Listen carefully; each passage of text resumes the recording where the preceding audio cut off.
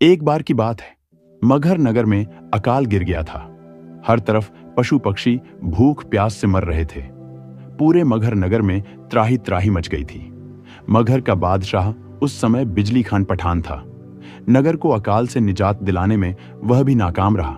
राजा तथा प्रजा सभी दुर्भिक्ष से परेशान थे। उस नगर में एक परमेश्वर कबीर साहिब जी के चमत्कारों से परिचित व्यक्ति था। एक दिन वह बादशाह के पास गया। जहां पनाह, सुना है काशी में एक महान संत रहते हैं, कबीर नाम से प्रसिद्ध। लोग कहते हैं कि उनके लिए असंभव जैसा कुछ है ही नहीं। उनके चमत्कारों से अनगिनत लोग उनके अनुयायी बन चुके हैं। अगर वे हमारे नगर में भी पधारें तो निश्चित ही यह संकट दूर हो जाएगा। हाँ वजीर, सचमुच हमने हर कोशिश कर ली पर सफलता नहीं मिली। क्यों न एक बार उस संत को भी आजमाया जाए।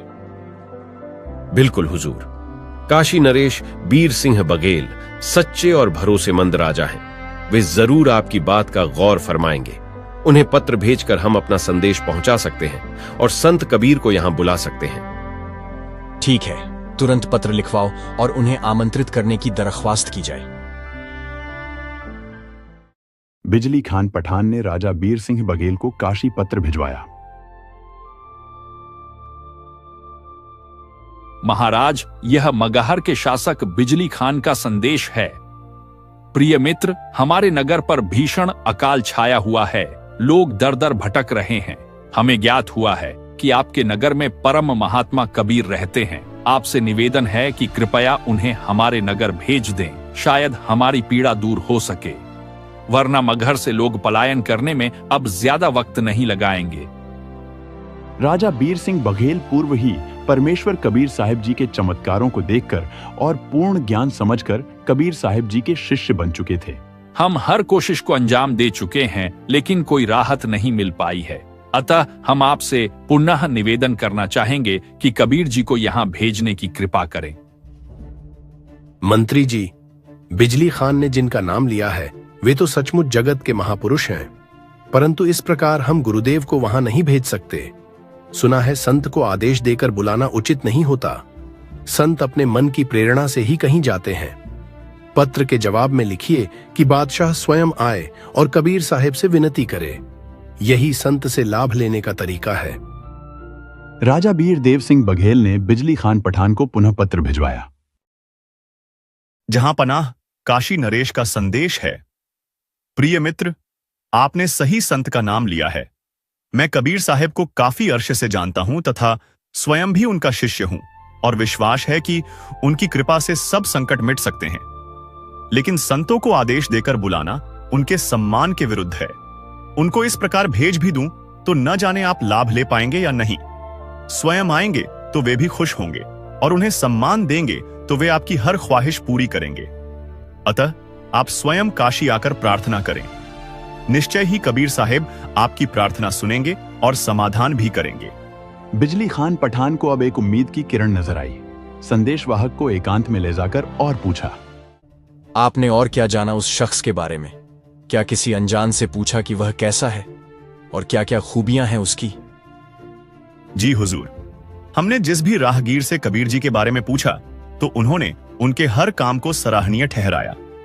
हर कोई उन्हें बड़ा रहनुमा फरिश्ता बता रहा था। हमें बड़ी हैरत तो तब हुई जब जानने में आया कि वे मुसलमान और हिंदू को एक बनाकर चल रहे हैं। हिंदुओं के साथ साथ कई मुसलमान भाई भी उन्हें दिल से चाहते हैं। जनाब वजीर, अब देर किस बात की? अब हमें बिना वक्त गंवाए काशी जाने की तैयारी करनी चाहिए। जो हुक्म बादशाह। अगर ऐसे में भी यह मुमकिन बन पाए तो हमें परेशान नहीं होना चाहिए। इसकी जल्द से जल्द तैयारी करनी होगी।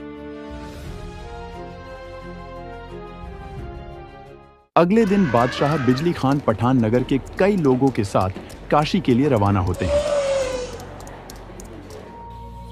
कुछ दिन की यात्रा के बाद बादशाह का काफिला काशी राजा बीर सिंह बघेल के यहां पहुंचता है।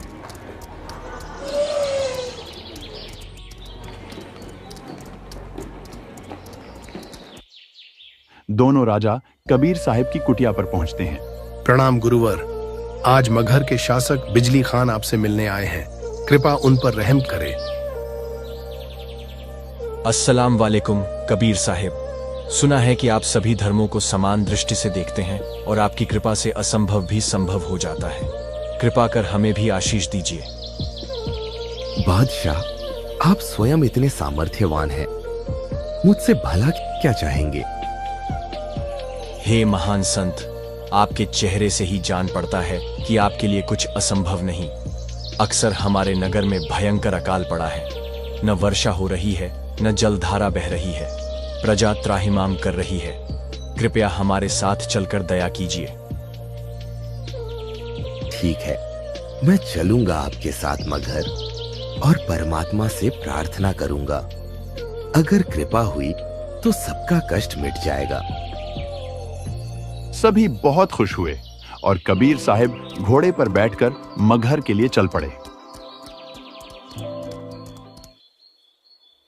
उधर से गोरखनाथ जी, जो स्वर्ग में थे, को पता चला कि मेरी जन्मस्थली गोरखपुर के पास अकाल गिरा है और वहां वर्षा के लिए कोई महापुरुष आ रहा है।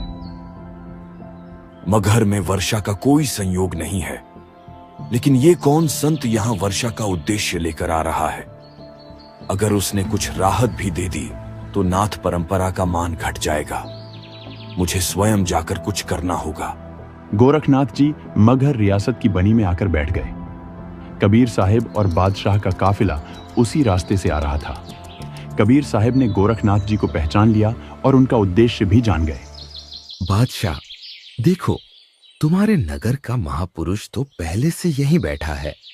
उनसे निवेदन करो, वे कोई साधारण महात्मा नहीं है। बादशाह और कुछ लोग गोरखनाथ जी से जाकर निवेदन करने लगे। गोरखनाथ जी खड़े हुए और पास ही एक सूखी तलैया थी।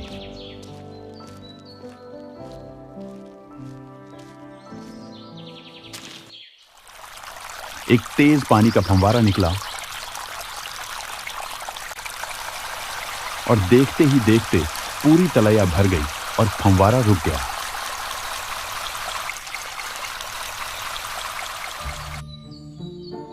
देखा बादशाह, तुम्हें काशी जाने की जरूरत ही नहीं थी। यहां पहले से ही सिद्ध योगी मौजूद है। नाथ जी, ये जल तो थोड़े समय का सहारा है। इससे तो मात्र पशु पक्षी ही तृप्त ना हो पाएंगे। हमें तो भरपूर वर्षा चाहिए, जिससे खेत खलिहान फिर से हरे भरे हो जाएं। इस नगर के भाग्य में फिलहाल वर्षा लिखी ही नहीं है।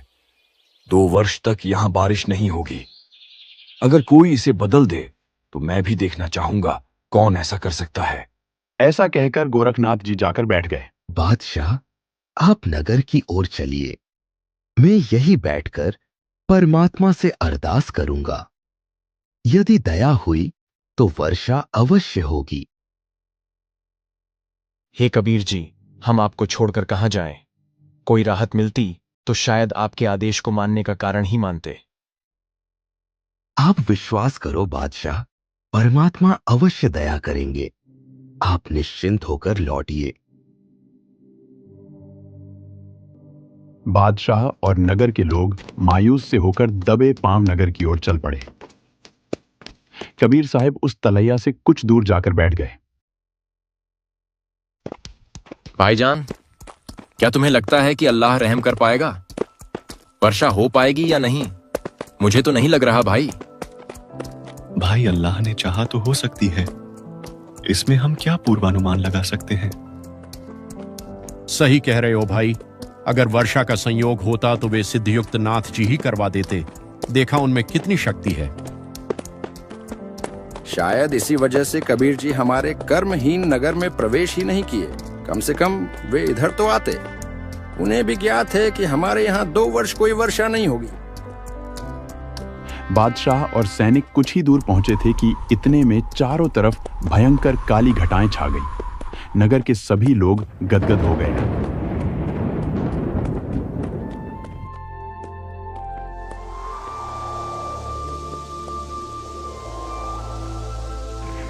कुछ ही देर में नगर में भयंकर वर्षा शुरू हो गई। देखते ही देखते चारों तरफ पानी ही पानी हो गया। काफी देर की वर्षा से सभी नदी तालाब भर गए। अरे भाई कमाल हो गया। धन्य है कबीर जी साधु जिन्होंने हमारे यहाँ प्रवेश किया। हाँ भाईजान, ऐसा तो सोचा भी नहीं था कि कबीर जी हमारे लिए इतने मेहरबान बन जाएंगे। चलो भाई उन्हें हमारे नगर लाते हैं। ऐसे साधु के तो दर्शन से ही आत्मा खुश हो जाती है। बादशाह और नगर के सभी लोग बड़ी खुशी से कबीर साहब के पास पहुंचे और जयकारे लगाने लगे। कबीर साहब को बड़े आदर के साथ नगर लेकर आए। बादशाह बिजली खान पठान ने तथा कई अन्य लोगों ने कबीर साहब जी से दीक्षा प्राप्त की। धन जननी धन भूमि धन नगरी धन देश, धन करनी धन कुल धन, जहाँ साधु प्रवेश।